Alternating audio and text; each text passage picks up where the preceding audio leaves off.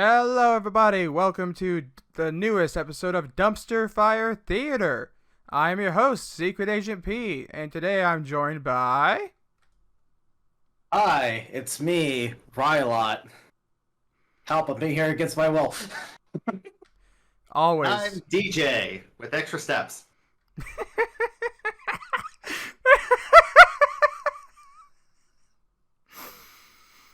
Rylot just did a spit take. Yep, I wasn't expecting that. That was phenomenal. Well, Happy New Year, guys. Yeah? Oh yeah, that happened, didn't it? 2023. And we've already had a celebrity almost murdered. Oh my god, yeah. Poor Jeremy Renner. Ran over by a snowplow. I hope he makes it, by the way. I really hope he makes it. Sure, he's gonna make it, but his action hero days are over. Supposedly he filmed a movie with two broken arms, so maybe not. Yeah, I have seen that clip, and it's very amusing. Oh yeah, that was Tag. I've seen that. Yeah. Okay, so today we're going to talk about upcoming video games for 2023, and it's going to be some games we're excited to talk about and looking forward to. Do you want to tell everyone about our sponsor? Oh, yes. Everyone watching this video, you can hit the like and subscribe button and send it to your friends, even to the elderly that you know. They may need help with their devices, but viewership is always welcomed, and the gods will be pleased.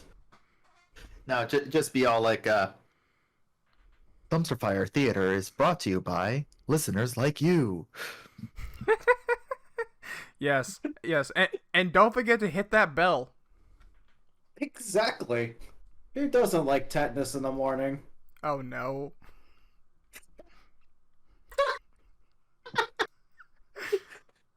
I love saying the wrong thing just to get a reaction out of DJ.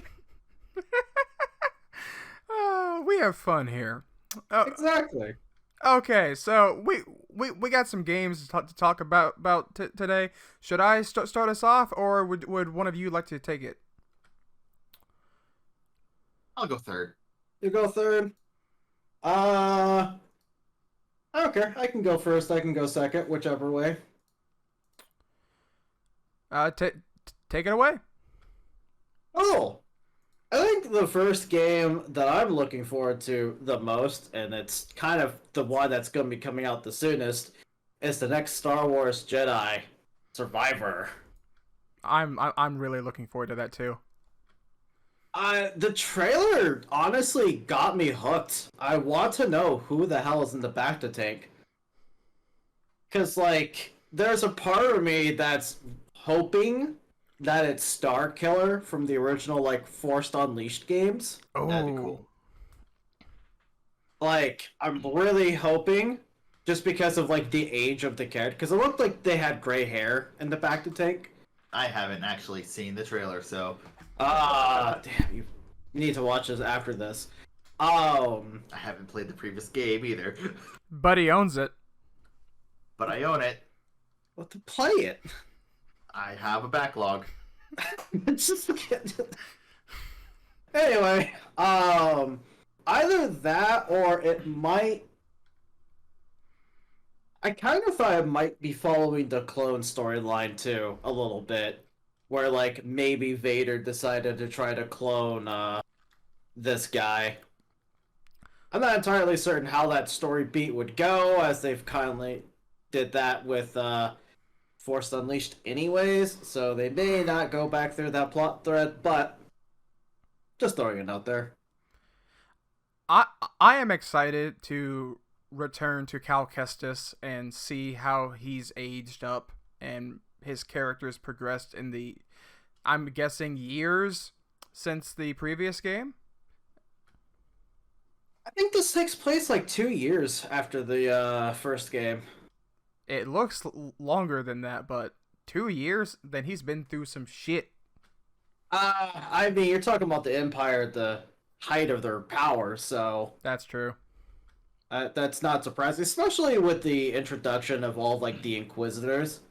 Like we're really seeing the Empire like jam its fist down everyone's throat.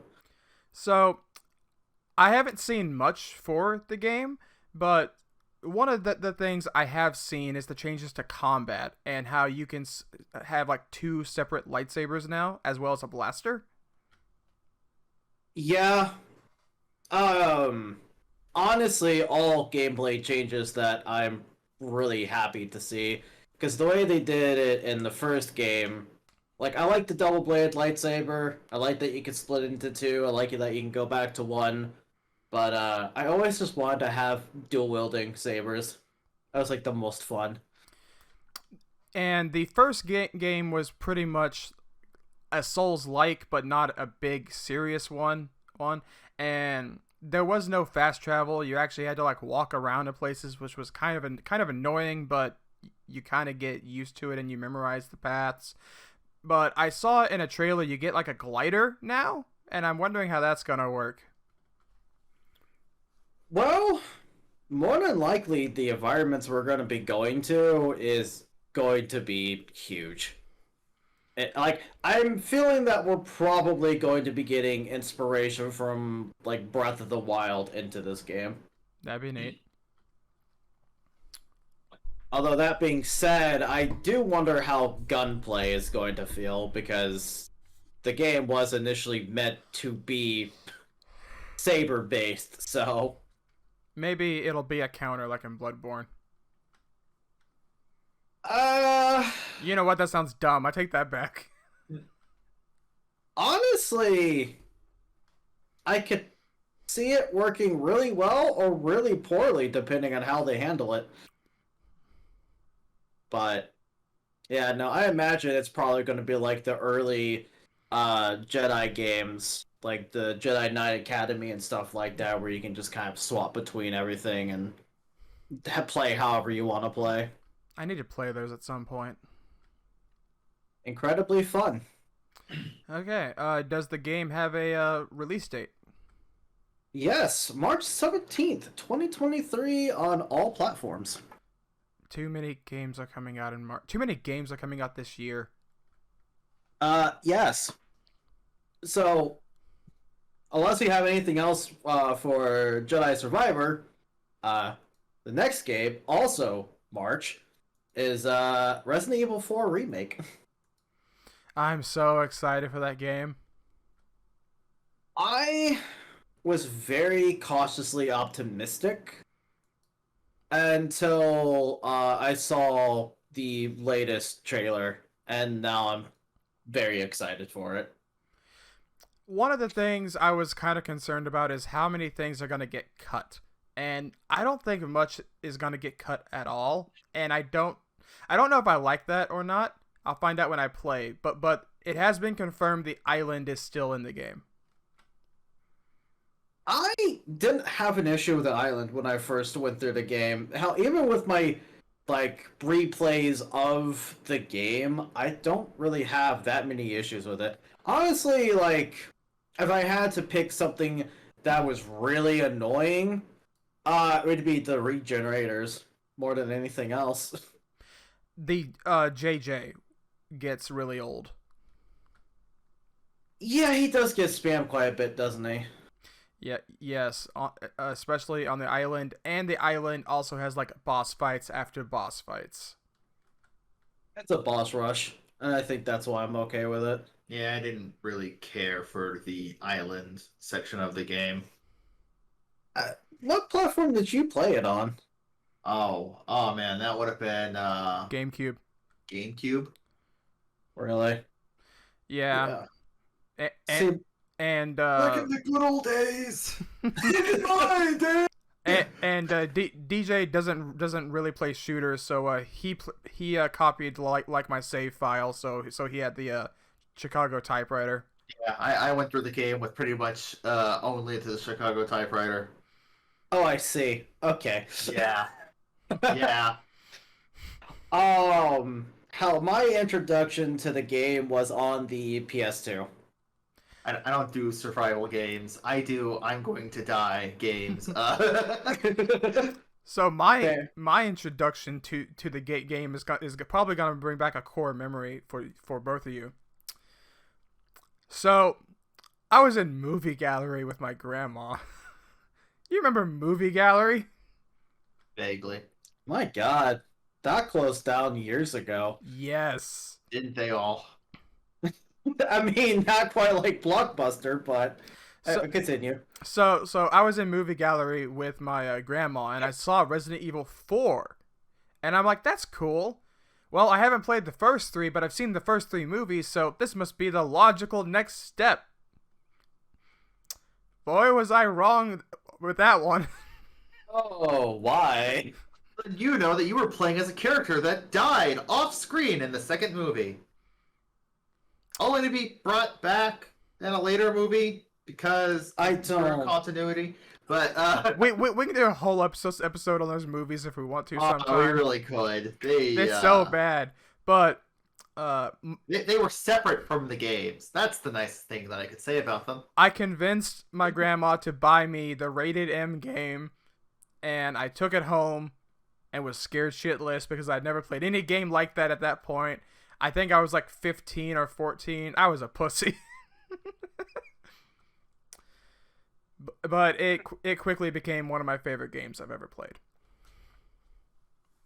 Yeah, for me, I had a friend staying over at my house, and they, was like, "Hey, have you ever played Resident Evil 4?" It's like, "What's that?" Because I've never heard of Resident Evil until that point. And it's like, well, it's a survival horror game. It's like, cool, what's that? Because I've never heard of that genre. I pretty much played Star Wars Battlefront 2, like Indiana Jones, Rogue Trooper, and then I started playing Call of Duty and Halo. Like, the scariest game I played up to that point was Metroid Prime 1.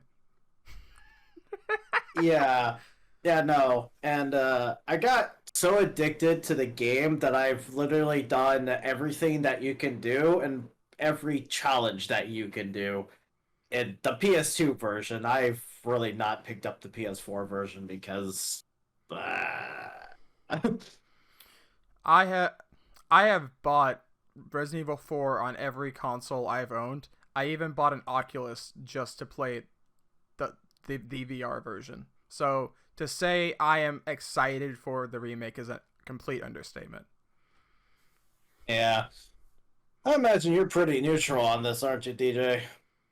Yeah, pretty neutral. On the one hand, I have actually played Resident Evil 4, but survival horror, not really my thing. You haven't played the RE2 remake or the RE3 remake, have you? Nope. He's definitely seen some stuff on it though.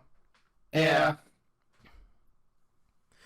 DJ, do you want to tell us about one of the games you're looking forward to? Sure. Also March, Legends of Zelda: Tears of the Kingdom. May. Oh, well, then we have the wrong date written down. I screwed up. I admit it. Okay, not March, but a different damn month, and there aren't very many of those. No. No, they're not. Great observation. Not like J months. There are like 3 of those. That's kind of a lot. That's like a quarter of them. Yeah, right? Anyway. Yeah, so coming out May 12th, Legends of Zelda: Tears of the Kingdom. There was a 90-second trailer. Yeah, we don't got much. Yeah, Nintendo hasn't really said much about this yet. They're probably going to release more in a Nintendo Direct probably this spring before it comes out. Just a guess. Yeah. It would fit their pattern, but yeah, given that it's not imminent, they haven't talked about it that much yet. So I don't really know that much about it yet. What changes are you hoping for? Stuff. Fair. Yeah. No, literally stuff. Breath of the Wild was very empty, It really was. and I want stuff to be in the world. Yeah, I can see that. Like, I've noticed one thing about the clones of Breath of the Wild, like a lot of games that emulate Breath of the Wild style, they also copy, like, the world's emptiness at times. Yeah. Sometimes, yeah. And it's so disappointing because, like, you have this entire world to do a bunch of cool things with, and you can easily just kind of segregate different areas and just, like, let the render. I can go into a whole spiel about this. I'm not about to. I'm hoping that it fixes my biggest issue with Breath of the Wild. Can I take a guess? I bet I could guess as well. Weapon durability. She does like to bitch about the weapon durability. Now that you mention it, 2 things about Breath of the Wild. So what were you gonna say? Your laughing got completely cut out. Yeah. Our laughs are bombastic. Okay, so first, yes, weapon durability. Go away, please. We don't need it. Or at least have us fix the weapons. Yeah, I wouldn't so much say to get rid of durability entirely, but definitely have like a repair system or crafting system. So that because with weapon durability, we end up hoarding the most damaging weapons and never using them. Like a gamer. Yeah, at least I do, because that's the way that I play whenever something is limited. I actually had the same problem in the original Fire Emblem games. We'll get to Fire Emblem later. I always ended up saving the legendary weapons and basically anything that couldn't be bought, and I would never use them. So I had these really powerful items that I only used on the final boss. The classic gamer problem.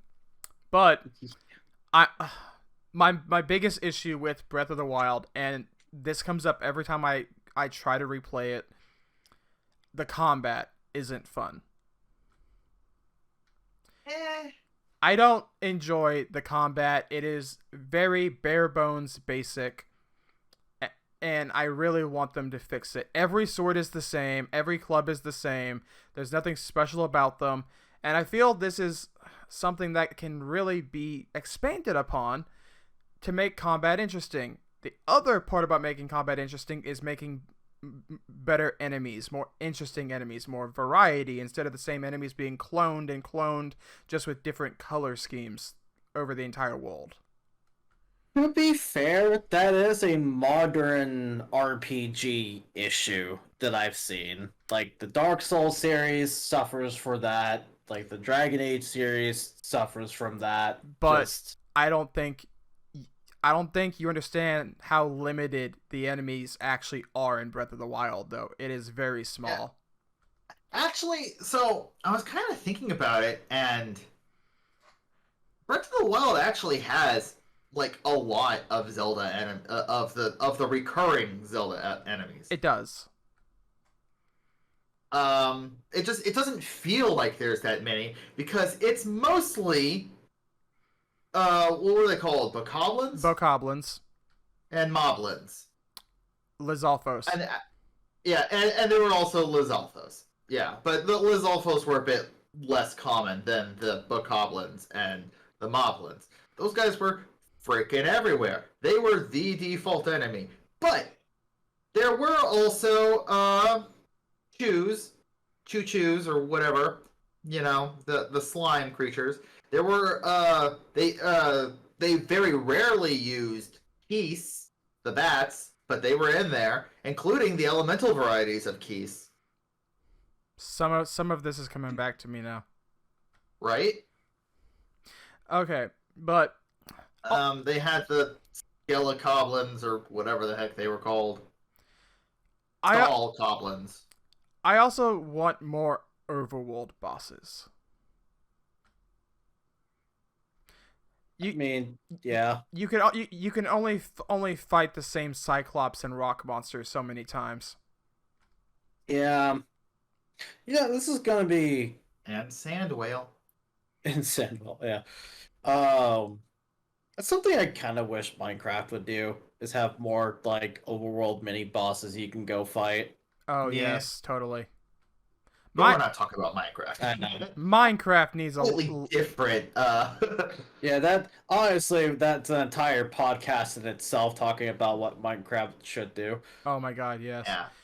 Okay, so one more thing, for Breath of the Wild, that I hope is fixed in Tears of the Kingdom, and I think it might be, because they've mentioned how Tears of the Kingdom will be a darker themed Zelda game, and they specifically referenced Majora's Mask and Twilight Princess when they've said that.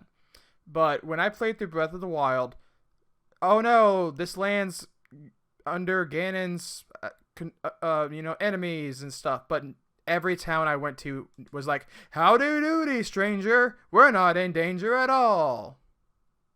True. You know, that's kind of like, We're just running this stable out in the middle of the forest. Link, please come to the castle. I need your help. Well, I'm gonna go spend 60 hours, corralling horses, I guess. see, I haven't really played Breath of the Wild, so my knowledge is incredibly limited, right? But that kind of gives me, like, Del Toro Quest vibes. If you remember that book series at all. Nope. No? Okay. I've never heard of it, I don't think. Really? I don't think so. Okay. How about you, Allison? Nope. Okay. Well. I could stay here for the next 20 minutes and give a summary of everything, but that kind of defeats the point. A quick bullet point is that they do kind of trick the characters initially with just like, hey, even though the kingdom is under, control of blah, blah, blah, blah, everything's nice and great. Until you get past, like, the kingdom's gates, and then everyone sees that the world is absolute shit, and it's like, oh, God, we need to fix this. Yeah, we have kind of the opposite problem in Breath of the Wild, where on the plateau, the tutorial area, they're like, oh, you need to hurry, you can see the castle in the distance, Ganon's waking up, the plateau is covered in monsters, I'm the king and I'm a ghost. Oh, damn. And you're like, oh no, I need to hurry, but then you get out there, and you just find people living in places. And they're like, yeah, things aren't great, but we're all right. And So not you a want them... Go ahead. and not a single town is actually under attack. So you kind of want, like, the Witcher treatment of Zelda, where it's more of a grim, dark fantasy. Yeah. I just want the tension to make sense. I don't know the exact word I'm looking for, but there's when it's tone, I guess. It's like happy-go-lucky. We're gonna do whatever. Pretty music. Oh, look, there's some dark shit happening over there, but you can whatever. Perfect example, Thor: Love and Thunder. In terms of, like, how that tone was... Flash, yeah. Oh, Yeah. Yep, that's actually a great example. But DJ, anything else about Tears of the Kingdom? Yeah, so I'm really hoping, because this is the point of me in Breath of the Wild, there were hardly any, gadgets, items, whatever, the kinds of things that Link usually gets on his journey. In Breath of the Wild, you get all, 3 runes? Super easy. Yeah, I think 3. Or at the very beginning of the game, in the tutorial, and then there's just no power-ups, basically.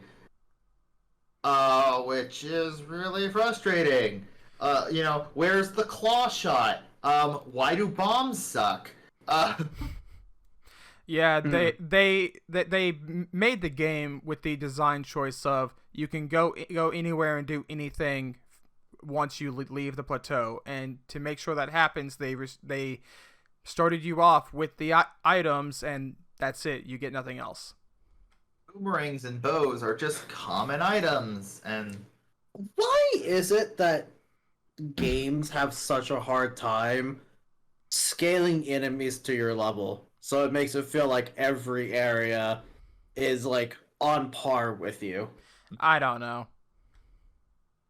Like, I feel like we kind of had this shit figured out like a decade or two ago, and it just seems to be like forgotten all of a sudden. maybe we've gotten better since then, is what it is. I will say my skills at playing games have definitely, improved over the past 10 years and, 20 years since I've been playing games. Yeah, and like dynamic difficulty is no stranger. Like the Resident Evil series is known for it. But like even if you pick up Resident Evil 4, like on the GameCube, the PS2, PS4, whichever version, like you can't tell when the enemies get stronger and become more challenging as you play through. So it's like, if an old game like that had it figured out, why are game developers today struggling with it?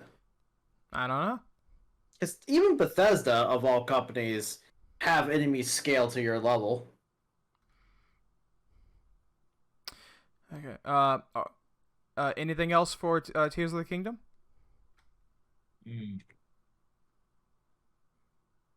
No. Thinking. No, Thinking. I think that's it. Okay. I'll talk about a game on my list now.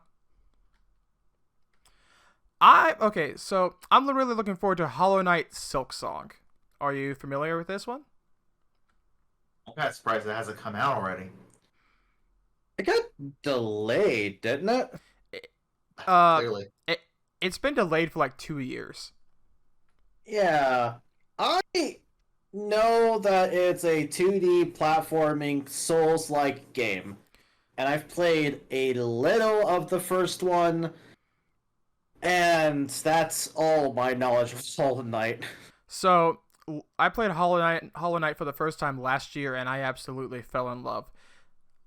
I went from playing Elden Ring to playing through Dark Souls Remastered with you, and I was really just wanting more Souls kick, especially on my Switch, because we played Dark Souls Remastered on the Switch, and I just wanted to keep playing on the Switch. So I decided to bite the bullet and get Hollow Knight, and I proceeded to get absolutely entrenched in its lore, in its gameplay.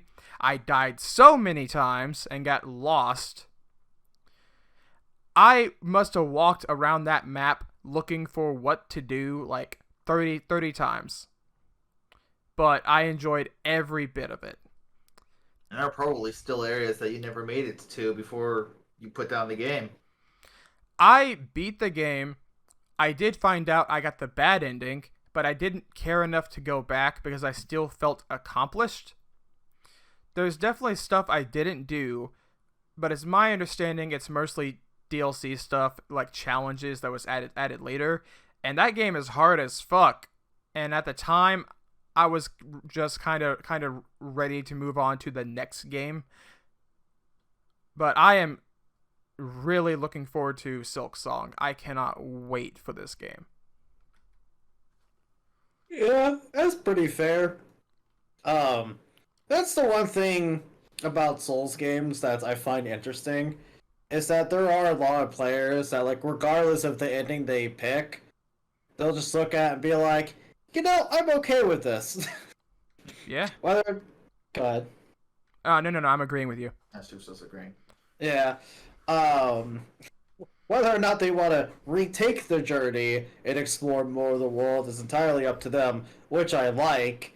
But the one cool thing about this current generation is that even if you don't want to go through it, someone else has. And you can easily go find a video or whatever talking or showing it off. Yeah. Oh, yeah. And I really hate that it's been delayed so long, But at the same time, since I just discovered the first one last year, I haven't had to wait that long personally, so... Convenience. Yeah. And I actually looked up, like, lore videos of the lore of the game.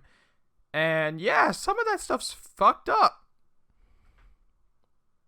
It's not surprising.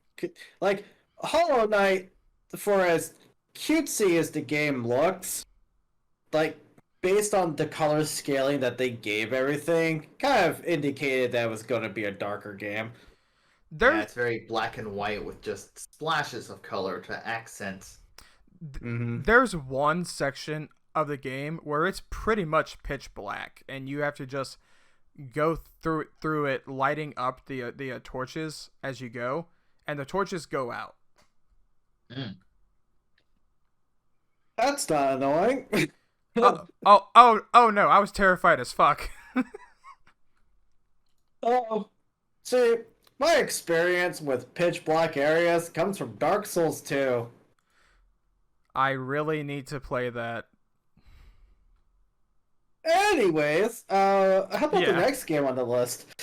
Okay, I can talk about Avatar if you want. Go for it. Sure. What do we know about it? Not much, but I'm excited for it. Me too, but not much is not much. Okay.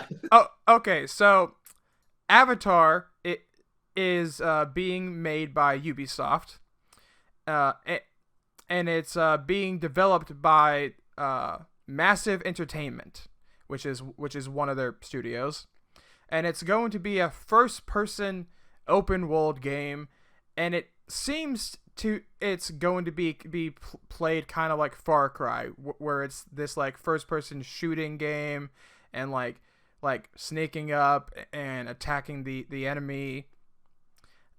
You'll be able to ride on the banshees and maybe even some of the other animals, and I'm just really excited to play as a Na'vi in the world of Pandora. I didn't think we would ever actually be able to.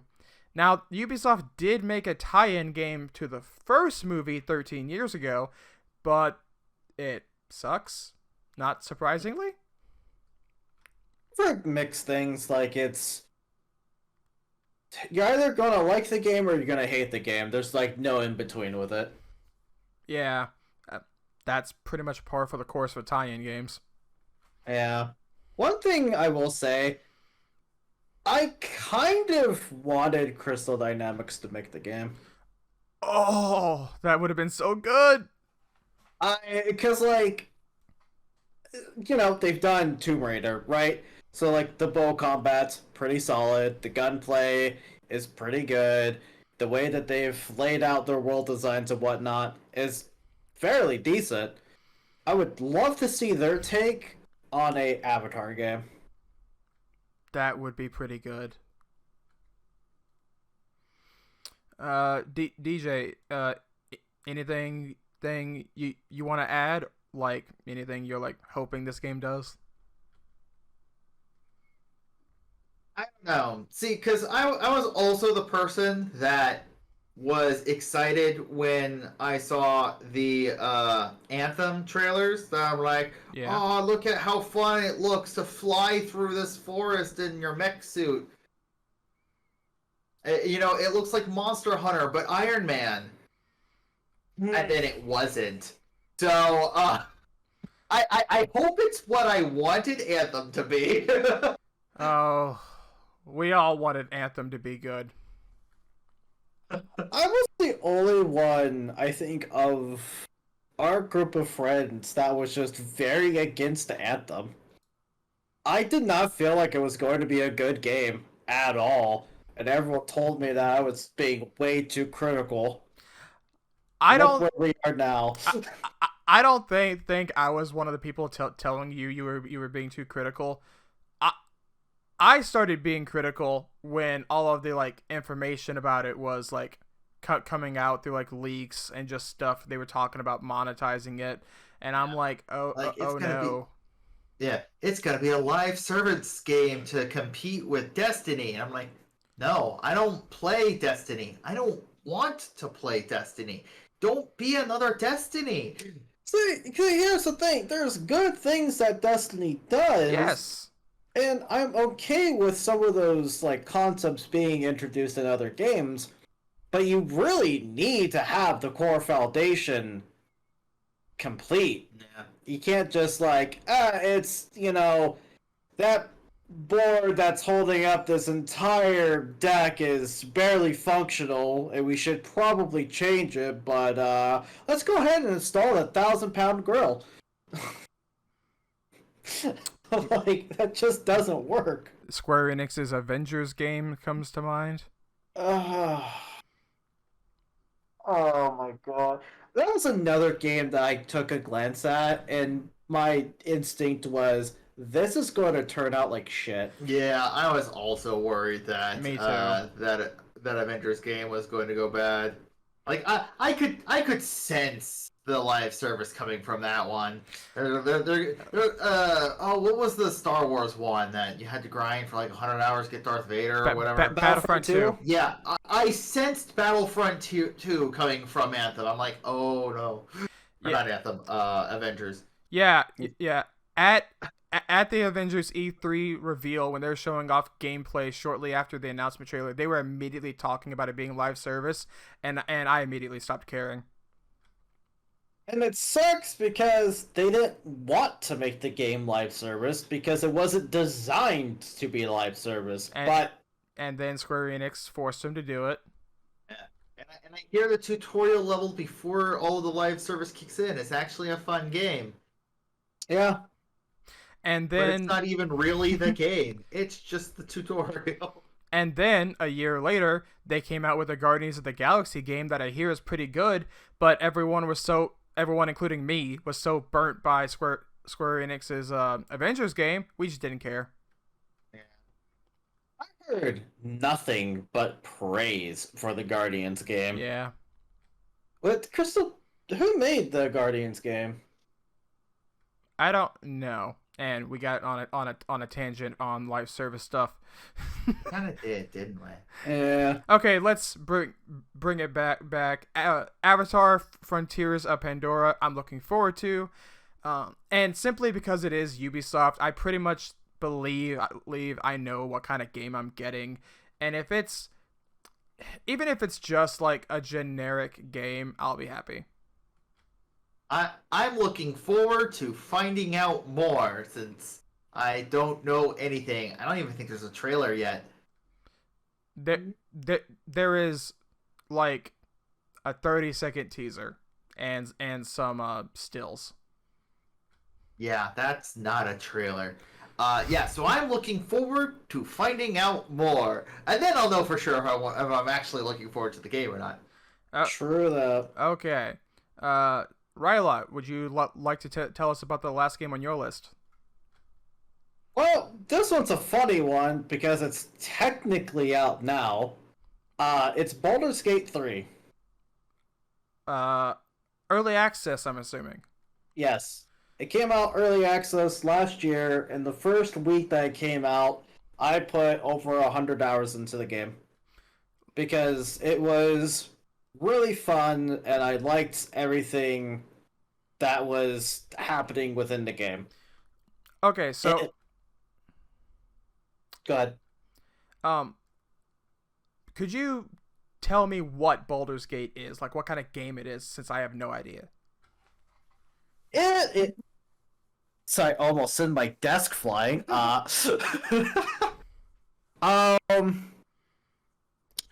It is one of those turn-based strategy games where you're able to kind of like freely move your characters around. Like, think D&D, but video game form. Okay. Instead of a grid system, you can just freely move your characters and do whatever. And the whole system for this game is based off of the 5th edition rule set. Yeah, more or less. There's tweaks to it. Yeah, for example, grease is flammable. Yes. which is nice. Nobody is sure why why it's not flammable in 5th edition, but it's flammable in Baldur's Gate. That's what's important. Exactly. We need to do a D&D episode at one point. Yes, absolutely. Well, anyway, I'm gonna keep that to myself because Okay. reasons. But they've been doing a lot of different versions of the game, and I stopped playing it for a while because I got annoyed that it only stopped at level 4. And, like, right before level 5, where your character gets all of their buffs and advancements, and it took them months. The latest update was what finally allowed you to go to level 5.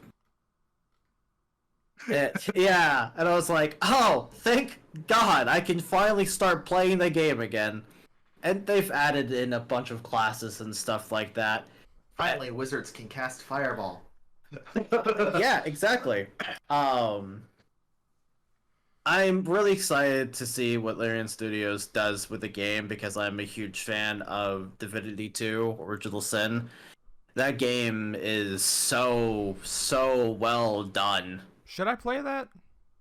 Yeah, I have suggested that we play that game multiple times, and it got to the point where both of you were tuning me out. So, yes. Okay. Everyone go play Divinity Sin 2. It is. Hashtag not sponsored. Yeah, it's not sponsored, but I seriously recommend a game. And granted, I know it's not for everyone, because if you're not used to that style of game, it is a bit jarring to try to learn the mechanics. But, like, if you've played a ton of RPGs, you'll be fine sitting down and playing this game. Yeah, Cool. of course, at this point, maybe instead of Divinity 2, we could just wait until Baldur's Gate 3. I'd still recommend Baldur's Gate. I want to play a tabletop version of the Divinity 2 rule set. Okay. And honestly, it's kind of easy to just take from the game and put it into real life. The conversion would be incredibly easy. Okay. Well, anything else you want to say about Baldur's Gate? Come to August of this year, the final for 1.0 update. August. I don't know of any other games coming out then. Thank God. Yeah, right? Okay, well, if Baldur's Gate was good enough for Henry Cavill to buy a computer to play, I might actually look into it, I guess. Yeah. I could go on about that game, but so who's next? You or DJ? If DJ's not ready to talk about Fire Emblem, I can talk about my game. Yeah, I'll talk about Fire Emblem. Why not? Yeah, so I just watched because I just found out about them. There's like 15 minutes of Nintendo doing their whole here's a video about this and here's a video about that. So yeah. I've been a fan of the Fire Emblem series for a while.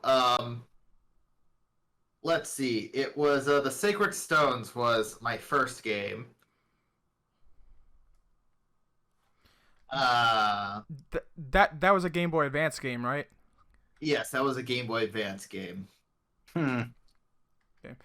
Peak gaming, but a subject for a different time. But I remember Fire Emblem Awakening being the game you got like obsessed with.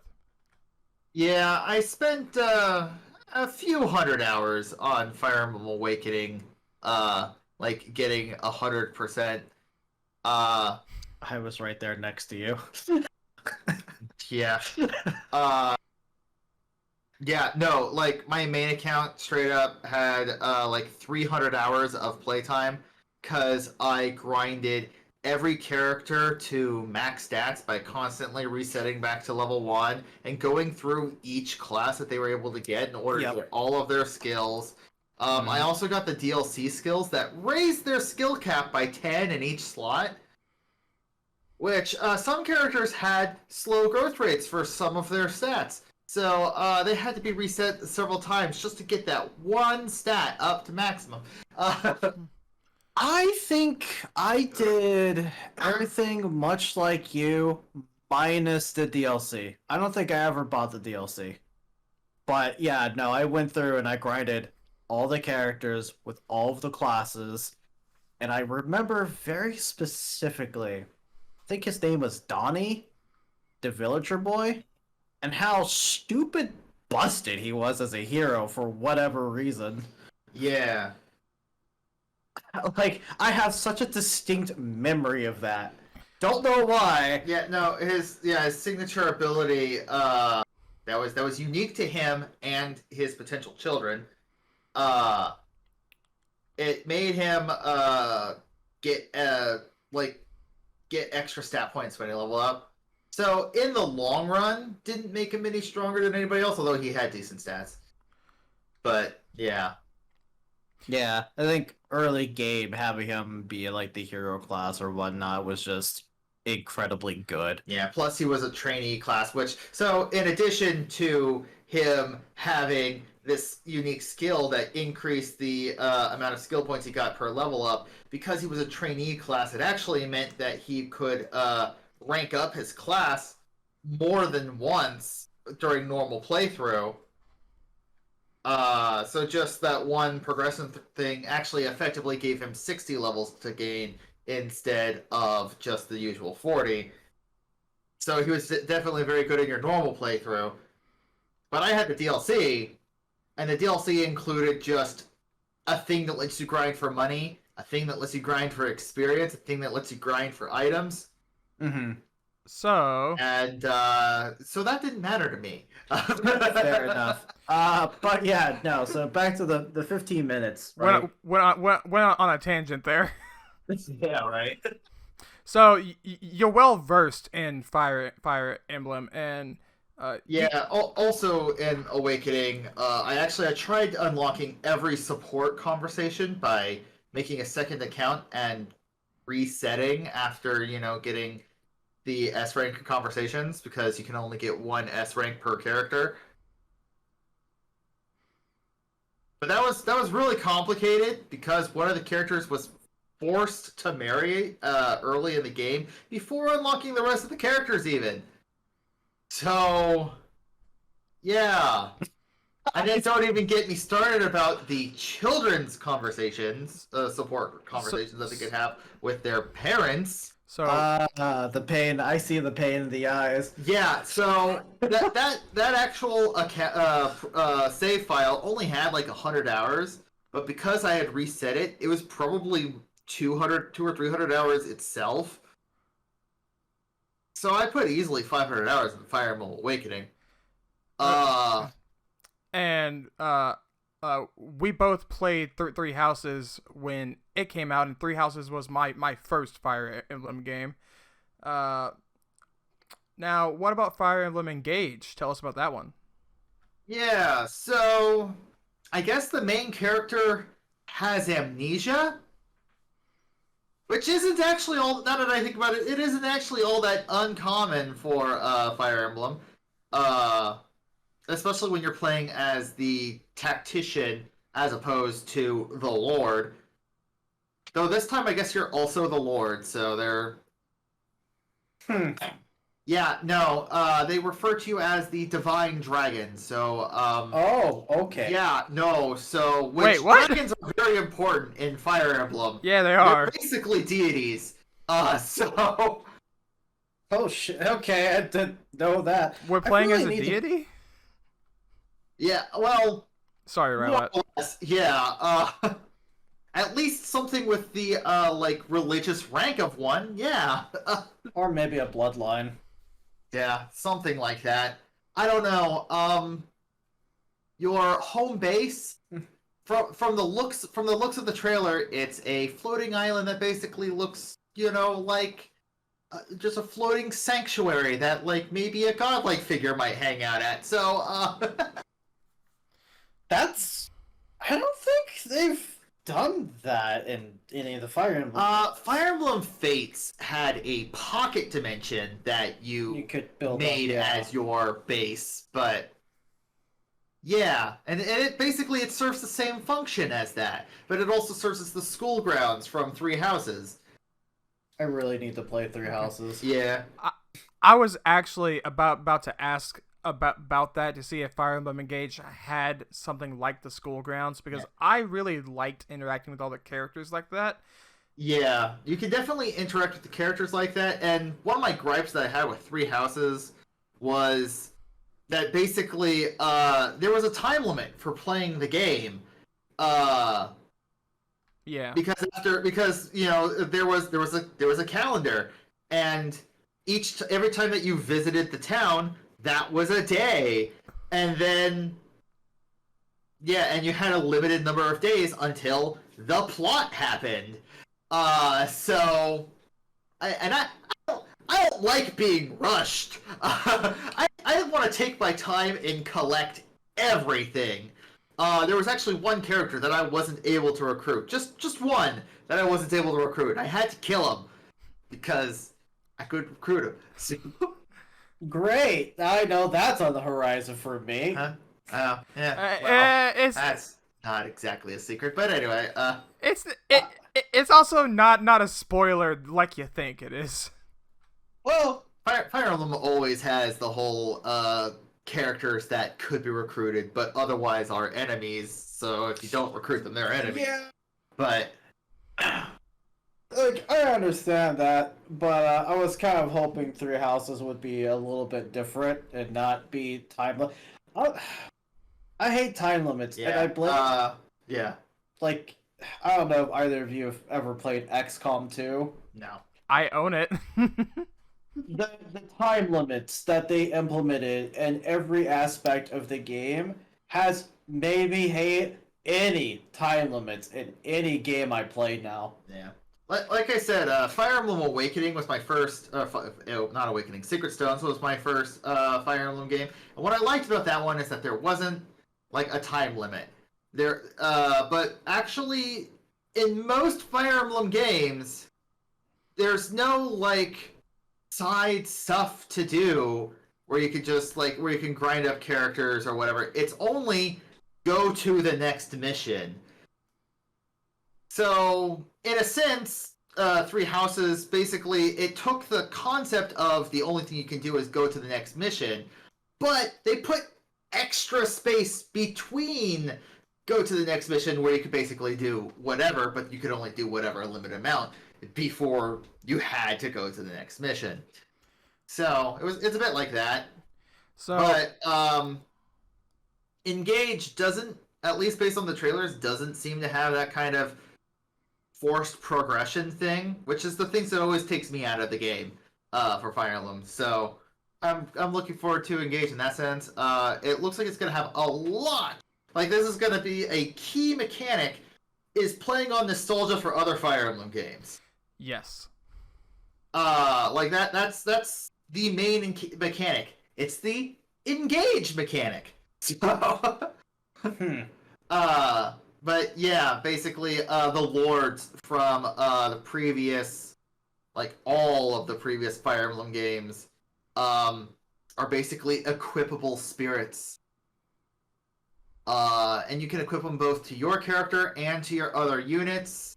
And then there's a meter that you can fill up in order for them to do signature abilities that last for like 3 turns.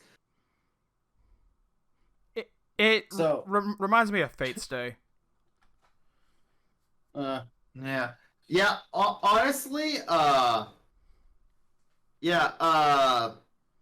it reminds me a lot of Fate Grand Order, which I don't actually know anything about the game, but based on the anime,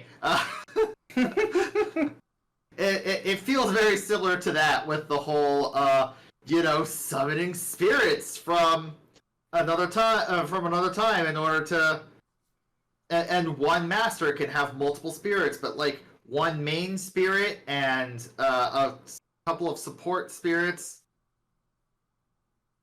stuff like that, and you can combine spirits in order to level them up. Feels very gacha-y in that sense, but it's not gonna have microtransactions, so that's good. Yeah, knock on wood. Knock on wood. Nintendo doesn't usually do that kind of thing, so I feel pretty safe assuming that there's no microtransactions. Rylot, did you want to add anything to this? Well, after my mass amount of time playing Awakening, I played a little bit of Birthright, a little bit of Conquest. I have Fates downloaded, and Birthright, Conquest are two halves of Fates. Yeah, I know. Yeah, okay. But like, you know, of that trilogy of games, and then I have once booted up 3 houses, and that's pretty much like where I am in the whole Fire Emblem line of games. Yeah, and of course, Byleth from 3 Houses and Corrin from Fates are both spirits. I think Marth is going to be the first and main spirit that you have. Which everybody knows Marth from Smash Brothers, but he was actually also in Right. the like first Fire Emblem game, or yeah, I think it was the first one. I think I might have the most interesting take on Engage for the fact that I have 0 expectations. Right. I'm not expecting anything, like, since I only have 3 houses to go off of, I'm expecting like more of that, but I don't have anything like Awakening to compare it to or expect. That's fair. Honestly, you're probably going to be the most open-minded going into this next game. Which might work in my favor. Yeah. Go ahead. No, you go. It's like, I know from, like, me personally, like, Awakening's story was one of my favorite aspects. Like, I liked it. I liked the battling. I loved everything about Awakening. Yeah, Awakening was great. Mostly because it was so skewed into the player's favor. Yeah, right? But, you actually felt powerful, like you were leading an army of special forces. Unlike Fates, where it was like, where the enemies were like, everything you can do, we can do better because there's more of us. Yeah. Which, I don't mind the difficulty bump, right? But I do kind of hope that this doesn't turn out to be like Omega Ruby for me. I don't think that's gonna happen. Okay. Kind of a dour note right there. Do we have any last things to say about Fire Emblem before we move on to the last game? I honestly don't like the two-tone hair. It is growing on me. I've looked at nothing about Engage, so I have no clue. Half blue, half red, like bright red. Yeah. Vibrant blue. It's a little jarring. Move on to the next game while I go look this out. Okay, so the last game we're going to talk about is a game that I honestly thought would never exist. Alan Wake 2. I know, right? So the first Alan Wake came out in, I think, 2009. That sounds about right. Maybe 2010, 11, somewhere around there. And it was an Xbox 360 exclusive. And it wasn't survival horror, but it was action with horror elements. Or at least that's how Remedy likes to describe it. And I fell in love with it, with Alan Wake, from the first time I saw it. And I wanted a sequel so bad, but Microsoft said no to the sequel, and we got Quantum Break instead. I liked Control. I'm getting to. Still need to play it. I'm getting to it because Quantum Break also sucked. But then years later, they came out with Control, which was pretty freaking good, and it referenced a lot of Alan Wake. And then it had a whole DLC. control, control. But then it had a whole DLC based on Alan Wake. And there was so many references to the game. It was amazing, and I loved everything about it. It even helped explain some of the mysteries from Alan Wake, which, depending on how you feel, maybe you didn't want the mysteries explained, but I feel answering them after like 10 years after the first game, you can get away with it. And now we're getting Alan Wake 2, and they've stated it's going to be survival horror, not like the first game. It's going to be more like the survival horror games we're getting today, which are more serious, more dark, more intense. And the voice actor for Alan's coming back too. So That's pretty good. So I'm really excited. We have no gameplay yet, but it's supposed to come out this year. And I really hope it does. I'm also hoping it doesn't suck. After seeing what they've done with Control, I don't think it's going to.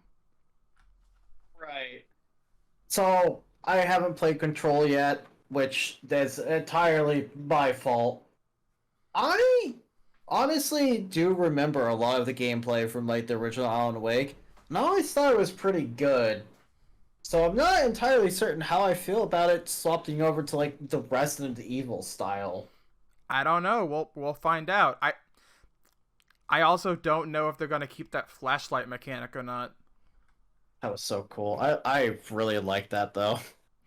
I played Alan Wake like 2 years ago, and I actually bought it for my computer when I built it, but I haven't played it yet. There were several moments when I was going through it where I just got, that scared me. That scared me. Like, way more than I thought it would. And, like, even some modern day horror games didn't get me like Alan Wake did. Yeah, honestly, that's another game that I'm looking forward to, because I really, truly enjoyed the first game. I did not play American Nightmare. I haven't either, but we don't have to. Yeah. Also, you may not remember this, but Alan Wake was episodic. Yes, it was the first of the episodic nature, wasn't it? It was the first, but it wasn't released in episodes. It was all released at once and just kind of told in an episodic format to kind of separate the levels, because it was trying to reference like the Twilight Zone. Like chapters of a book. Yes. There's so many things in Alan Wake, so many details and touches, homages, and I ate up everything. And after seeing what they've done with Control and the Alan Wake material in it, I am excited to see where they go next. Yeah, I'm probably Control's gonna be next on my list to play. I have so many games I need to play, like Breath of the Wild, Control, Three Houses. Like, I got so many games I need to get caught up on. Well, Yeah. Well, Fire Emblem Engage comes out next, and then Tears of the Kingdom in May. If I had to recommend you play one of them, I would go ahead and play Breath of the Wild and get that out of the way. And then Honestly, you can bust that one out in like a weekend anyway, so. it depends on how much you actually go exploring, because Bro. yeah. I still feel like that one really can be done in like a week or two. Like your typical Pokemon game. It's Definitely can. Yeah, it's not that long. Even casually playing it for a week, you can basically 100% it. I mean, you're not going to get all literally 1,000, well, literally one less than 1,000 Korok seeds. But They're not required. Don't worry about you it. don't need them anyway. You actually, it only takes like 400 because, no, because you use them in order to upgrade your inventory space. which requires increasingly more. Honestly, you only need like 100 of them. It sounds like a lot, but the game is lousy with them. Like I said, there's 1,000. You only need like 100 or so of them in order to get enough inventory space that you don't care anymore. It takes like 400-ish in order to completely max out your inventory space. And then the last like 590 of them is literally just a troll. It's literally a troll. It's literally a troll. Your reward for getting, I guess, slight spoilers for a side mission in how old is this game? Almost 6 5 years. Yeah. Yeah, and a 6-year-old game. Anyway, yeah, the reward for getting all 1,000 or almost 1,000 Korok seeds is a golden turd. That makes a man do a dance. I It even says it smells. It even says it smells. would have just deleted the game from my Switch and never looked back. The moment I saw that pop up on my screen, the game was dead to me. Okay, so Yeah, it's called Hestu's Gift. 2023. Aside from the games we've talked about today, it's packed with more games. I'm looking forward to it. I want to give an honorable mention to Atomic Heart real fast. It's kind of an indie game that's coming out in February. It's described as an FPS RPG hybrid by developer Mudfish, and it's got kind of a BioShock feel to it, with like living machines and mixed with nature, and I'm looking forward to it. So I have rapid fire list of other games that I'm looking forward Go to. ahead. Lies of P, Oh yes, Aliens Dark Descent. I'll have to look into that one. Yep. And Sons of the Forest. I Which, if you've never played The Forest, this is not going to mean anything to you. But Are they making a That's a- sequel to that? yes, it's called What? Sons of the Forest. You play as the kid from the original game. Okay then. I also want to give a mention of Final Fantasy 16. I was gonna put it on my list, but it's one of the games where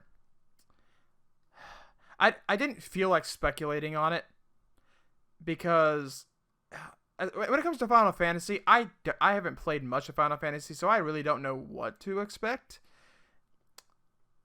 And it is a game that I am purposely avoiding every trailer for, so I can just experience it when I play it. Yes. Last one I want to throw us out there. Minecraft Legends. Oh, okay, Minecraft Legends. That's the RTS game, right? Yes. I'm a little apprehensive after Minecraft Dungeons, and Mojang kind of seems to be iffy these days, but I'm looking forward to it, I guess. I've got an honorable mention, I guess, in the Sony Spider-Man 2 Yeah, or 3. I don't know how they're counting Miles Morales. Probably as a side story. Miles is a side story. The upcoming game is straight up called Spider-Man 2. But yeah, the Spider-Man and Miles Morales are the only two PS5 games or PS4 games, or I mean, they're the only two games that I've transferred to my PS5, I think, where I've got a platinum trophy. I'm not really a trophy hunter, but they were easy enough for me to do, so that means that they were easy enough for anyone. The Spider-Man games, both of them, definitely surprised me with like its emotional moments, and the gameplay was so satisfying. Yeah. I'm looking forward to the new one. Yeah, they have really good writing. Both of them do. I really need to play Miles Morales. You can borrow my copy because that's how DJ played it. Yeah, I'm gonna have to, because I know for me, when it came to the original Spider-Man, I did everything in the game minus the DLC because I lost my save data. Yeah, I never actually did the DLC for the original Spider-Man. I haven't either. And I'm only a few trophies short in both games of like platining them. I actually might have no, I did not platinum Miles Morales. I think I was missing like a combat trophy, and that was it. Probably the 100-hit combo. Yeah, there was the 100-hit combo one. That was one of the last ones that I did. It's like, it's not even hard to, like, the combat's not hard. Really, the issue was keeping a single combat encounter going long enough in order to get 100 hits in. Yeah. Yeah. Well, I think that's it. That's all I have to say. Yeah, that's it for me. Okay.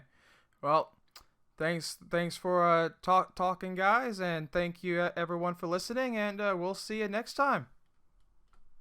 Toodaloo for now. Have a good one.